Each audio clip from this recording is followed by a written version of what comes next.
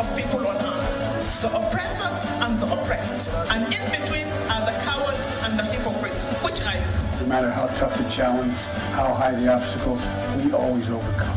What Nigerians need now is not about the daunting. Who can come and salvage us from where we are?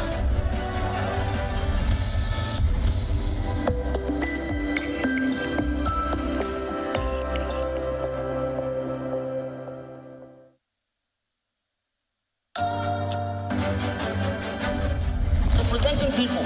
Mr. President, my people are under siege. I will place economic stability and confidence. To condemn this act and call for the immediate release of this minister in the Temple of God. What our brother access to our money will put in the bank.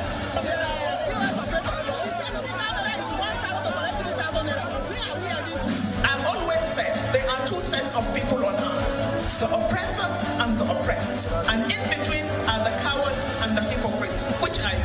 No matter how tough the challenge, how high the obstacles, we always overcome. What Nigerians need now is not about the daunting. Who can come and salvage us from where we are?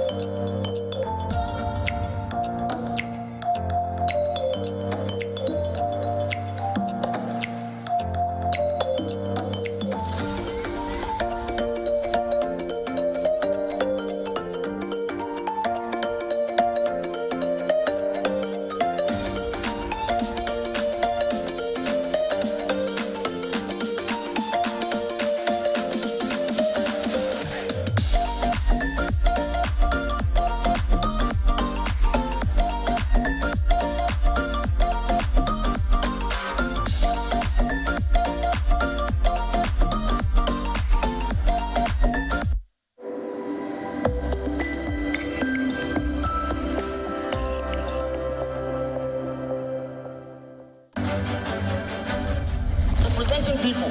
Mr. President, my people are under siege. I will place economic stability and confidence. To condemn this act and call for the immediate release of this minister in the Temple of God. What our brother access to our money will put in the bank.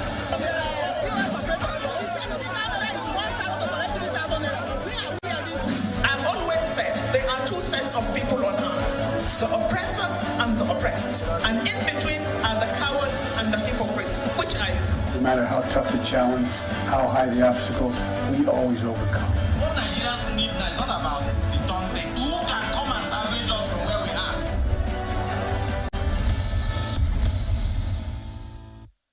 It's another top of the hour, and it's time for ATN's Open Conversation, which is a network flagship political platform through which trending political news, events, and stories are discussed with stakeholders. Now, through these conversations, ATN uses political talks about specific issues, party system, and actors to explore hope and engender positive impact to the society. So today on the ATN Open Conversation, we'll take off from Abia State. New NNPP chairman promises constructive opposition. We go up to Ondo State. We have court to rule on Ida Tiwa case against Governor Akaredolu. On November 11, IYC won against manual transmission of results by INEC. Federal Capital Territory, we have Wike disagrees with the European Union on election reports. On the presidency, Igbos can't produce Nigeria's president in 2027. This is coming from Primate Ayodele. Kogi election, we have APC chieftain resigns party membership, endorses AA. And our resource person on the show this morning is none other than the very own Mr. George Azonda Chinda. He's here this morning as a political analyst. But stay with us, and we'll come back to you, get you to meet him, and of course, get on with the conversations that is open. We'll be back to you after the break. Representing people. Mr. President, my people are under siege. I will place economic stability and confidence. To condemn this act and call for the immediate release of this minister in the Temple of God. What our brother access to our money will put in the bank.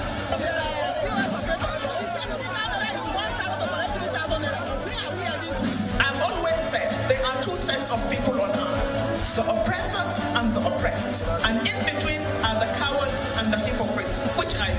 No matter how tough the challenge, how high the obstacles, we always overcome. What Nigerians need now is not about the daunting. Who can come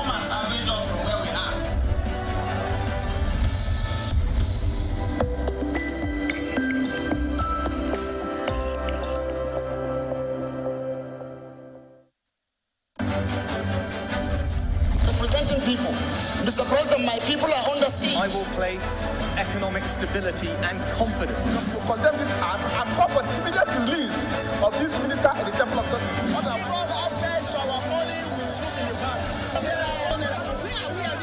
I've always said there are two sets of people on earth, the oppressors and the oppressed. And in between are the cowards and the hypocrites, which I... No matter how tough the challenge, how high the obstacles, we always overcome. What Nigerians need now is not about the Tonte. Who can come and salvage us from where we are?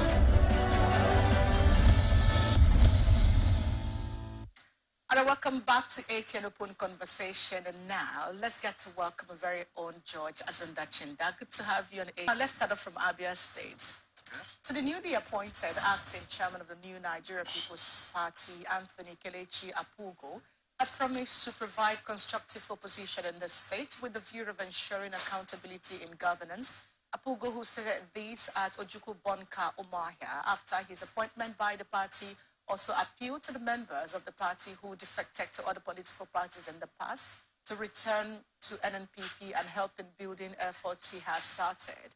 He said his appointment together with Kanu Amogu J, who is now the acting state secretary, would usher in a new era for the party in Abia State. He said the robust and constructive opposition which the party would provide would enable Abians get what they truly deserve in governance. The NNPP acting chairman, who tips his party to record great performance in future elections, explained that mechanisms would be put in place to address aggrieved members' complaints, adding that such strategies would help in membership drive and cohesive focus. Apugo, who set the visions of NNPP founder Boniface Anyebonam for peace, freedom, and social justice would be actualized.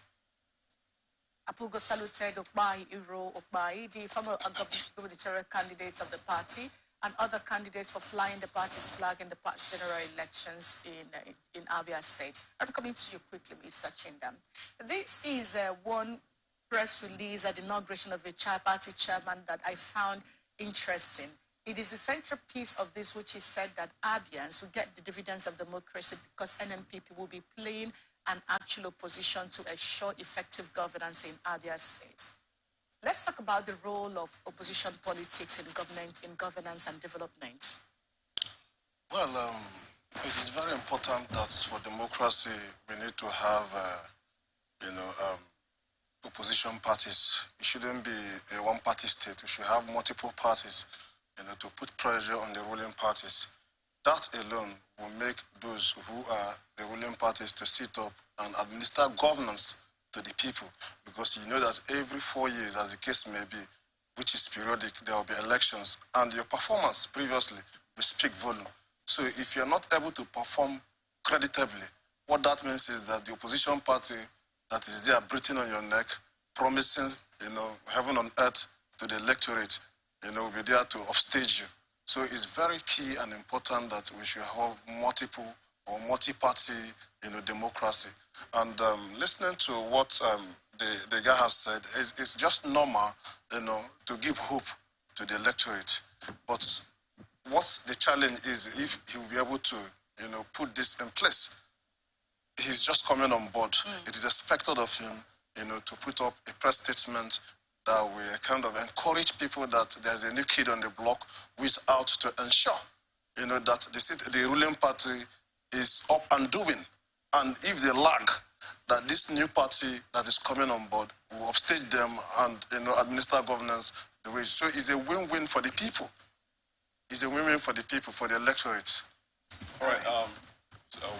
We also know that in light of the elections, and Abia State per se, we want to see how this turns out, in a dimension that can properly and constructively challenge other parties. So with his appointment, his person as the chairman, the new chairman of the NNPP party, would like to know how possible it is that NNPP can confidently challenge the other parties that have been kind of having more weight than just the NNPP. That is like I said earlier, the challenge lies with implementation of some of this stuff. This is a new party.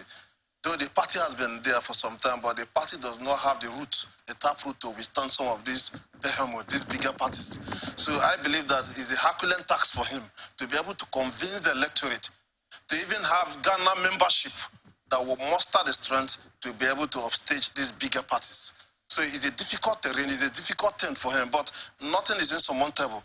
All it requires is to do your homework, ensure you move from all the nooks and crannies, preach to the people what you're coming on board. Also look out for candidates, people that have the pedigree, political pedigree, that can come and turn things around. That is why it's very important that political parties look out for the candidate. Do not look that you are big already, then you can just bring anyhow person, to come and, become elected. So by the time this party shop for good candidates, credible candidates that are well known within the Abia polity, that will be a plus for them. But for now, to be frank with you, as a realist, politically, I don't see NMPP, upstaging any of these bigger parties. Now, speaking about the role, the upstaging bigger parties and the role of opposition politics and governance and development across the board, let's a critical look into Abia State.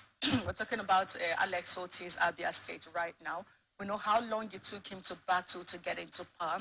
He's now in power. There's been some very critical steps he's been taking that has gotten the applause of the larger public to some extent. Now, but we have also seen people take off on a good note, make promises of what they are going to do, and at the end of the day, they end up not doing much of that. This is not a new thing around the Nigerian political spectrum.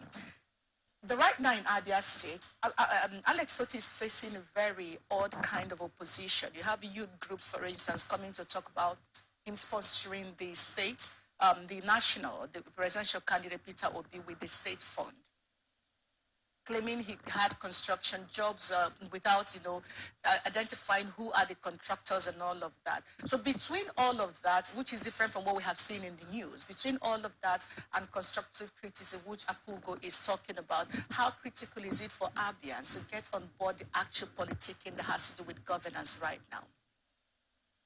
Well, I would say that what Alex Otti is facing is not unusual, in the sense that we know how he came on board. We know how he came on board. Like you said, he has been there. The ability to deliver the goods, that alone is a plus for the political party. That was exactly what happened for Alex Otti. So what he is facing now is not unusual, in the sense that people will definitely fight back. Where did he come from? Mm-hmm. So there will be some of those things may not actually be the truth, but these are things to discredit him. These are things to destabilize him. And if he does not hold his own, what that means is that it will like pulling the rug off his feet. And before you know, he will make some mistakes. So the issue is what is happening now. It is not unusual. It is normal within our political system. So that's my understanding. Okay, could it also be okay if they could seek for the national support, at the national level, to assist with all the architecture and the necessities that could help give them the edge that they need in the forthcoming election? You're talking about the MPP? Yes. That is why, political parties are formed at the national level and they have their branches trickle down to the lower level. As a party, definitely they do get some kind of subvention from the national party. They do get support. During the time of electioneering, some of those, if they have a governor in any state, some of those governors can flow down to, their locality just to help boost the image of the party, to give them that assurance that this party is a good party and this party will be able to win election if you, the electorate, can support it. They can muster the support from the national body.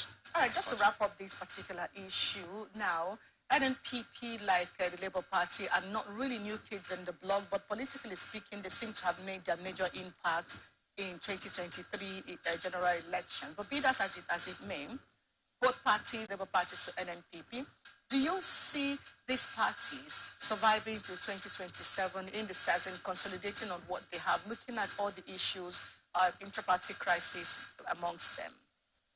Yes, I see them surviving post-2023 in the sense that the major players, like these two parties we mentioned, have governorships and governors in Kano State and Abia State. Yeah. So For you to be a governor, there's enormous power vested in you. If you know how to play the politics, you can consolidate on that power that you're holding by making sure that you do what is needed. Administer governance the way it should be to the people. Even the undiscerning will see that you have done something meaningful to the development of your state. And those political actors, there are ways to pacify them to ensure that you consolidate on power. That is because you're holding the power as a governor of a state. So I see them surviving post-2023. But if those who are to call the shot, I'm talking about the governors here, fail to understand the rudiments of politics, especially as it is practiced in Nigeria, then the likelihood of these other bigger parties coming to swallow them is very high. Very high. The chances. So what would you think would give, I know I said that was the last one, what would you think would give more significance to the parties like, in terms of opposition playing, in terms of a Labour Party and the NNP, what do you think would give them political relevance and to work towards 2027? Are you talking about, making inroad into the national level or still maintaining their hold on the... Being a political party, but at the state and the national, what do you think, seeing that they have just about one state? I'll be clear with you here. What do you think would give them relevance politically? When it comes to maintaining hold on their respective states, I see that happening based on how we play politics in Nigeria. Okay. Because they have governors who have allocations, and with these allocations, you'll be able to attract people. Political parties is about the people. We're able to attract, the stakeholders, the who is who politically in their respective state to ensure that they continue to hold on to power. Because politics is about, allocation of resources. By the time these resources are allocated properly, giving out jobs, contracts, and all of that to some of these stakeholders, ensuring that you keep them happy, not by spending on national level. Let's go straight to the next conversation. We have a federal High Court sitting in Abuja on Monday fixes October 16 to rule on the application filed by the Deputy Governor of Ondo State, Honorable Lucky Aiyedatiwa, to withdraw the case instituted against the Governor, State House of Assembly, and State Chief Judge. The Deputy Governor, in a motion sued the Inspector General of Police, the Department of State Services, the Governor of Ondo State, Speaker of the House of Assembly, Chief Judge of Ondo State, and the House of Assembly. Aiyedatiwa had sought an order of interim injunction restraining Governor Rotimi Akeredolu, his servants or privies from harassing, intimidating, embarrassing, and preventing him from carrying out the functions of his office as Deputy Governor of the state. During the court proceedings on Monday, the Deputy Governor, Council Obun Olu Aberuwa, told the court that the national chairman of the APC, Abdullahi Ganduje, set up a reconciliation committee on October 6, 2023 to mediate the dispute between some of the parties to the suit. Deboruwa further said the Ondo Assembly wrote a petition to the National Judicial Council on October 3, 2023 against the presiding judge. He urged the court to wait for the action of the NJC on the petition before going ahead with the matter. In his response, counsel for the Ondo State Governor, Kazim Badamosi, and the Chief Judge, Mutali Ojo, respectively, urged the court to go ahead with the case, adding that the issue of jurisdiction must first be determined by the court. He had on October 6th written a letter and affidavit to the NJC withdrawing the petition. The presiding judge just... All right, now, we have the Deputy Governor of Ondo State, Lucky Aiyedatiwa. Now he is kind of seeking to withdraw the application, of that he filed against 6 of them. Okay, so now are we to take this? Is this a way of shooting the he filed against him, regarding gross misconduct and all that? But now he is trying this issue on ground. Now is it enough to say that he is trying to settle with the people he has sued? Well, my understanding of what is going on there is that this is political issue.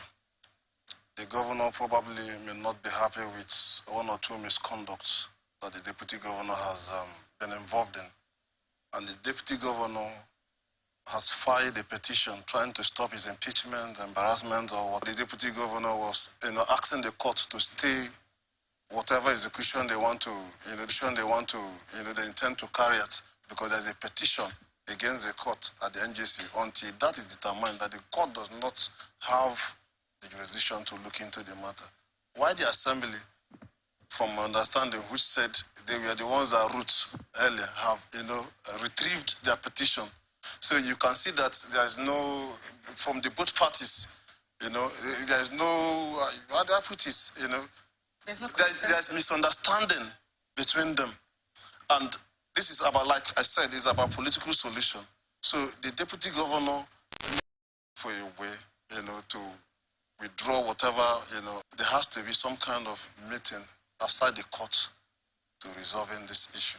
Now speaking of meeting, the party national chairman, that's Abdullahi Ganduje, has set up a committee to investigate or mediate maybe between the Ondo State Governor Keredolu and his deputy Aida Tiwa. However, it seems like a lot of water has already crossed under the bridge. So let's go back to the issues. First and foremost, Keredolu was on a medical vacate leave, and then Aida Tiwa was acting governor. At the time, there were some issues his aides did, which he did not. So Keredolu came into office, came back to office, sacked his aides, and all of that. Now, rumor of him, the deputy governor leaving office, resigning. Now, the assembly now set up an impeachment process, which started by saying, one of which being that the access of the use of funds for palliative, and then using another one which he used to purchase a vehicle, and the misconduct of his aides, which he didn't take care of, and several other issues. Now, in the place of responding to that, later was transmitted to one of his aides. He automatically thereabout went to court, suing the governor, the state chief judge, and the assembly. Now the judge, in the course of which is where this matter came to be right now. So, but I go back to Ganduje. Ganduje has set up a mediation to see how that can be sorted out. How much of that mediation do you think is going to have a headway if he has gone to the point of challenging the governor of the state, the chief judge, and the lawmakers? I think that's why I talked about political solution to the issue. Ganduje is the party's national chairman, and the party is the one that sponsored both the deputy governor and the governor into office, and they are now acting, representing their state. But the party can mediate into some of these issues. This is not the first time. We've had several times that issues like this between governors and their deputies arose, and the party waded in. So it's about the deputy governor and the governor having that, belief that the party have what it takes to resolving the issue, the capacity to resolving the issue. Then they can listen to what the party is coming up with. Politics is always give and take thing. There must be something that, could make the relationship to get soured at this time. Okay, let's look at something real quick. The average governor in Nigeria has enormous power, which you have also attested to while you were seated here. Let's go back to, let's draw a comparison between Edo and Ondo State right now, between Philip Shaibu and Godwin Obaseki. We know how this generated to the point that as we speak, Obaseki has just moved into a new office in GRA, in Edo State, Benin City GRA. Shaibu, yes, has moved, deputy governor, has been moved out, and his office, official office, given to a group that is organizing an event for the state. That is how bad it is right now. So one would think that he has come to make an public, he also went to court, has also withdrawn the case, apologized privately and publicly to the governor, who have also accepted his apology. But that didn't really change anything because status quo remains. Now that Aida Tiwa feels like with all that, and in Shaibu's case, we were not, the things he did, there was no gross misconduct, the assembly wasn't, it was just the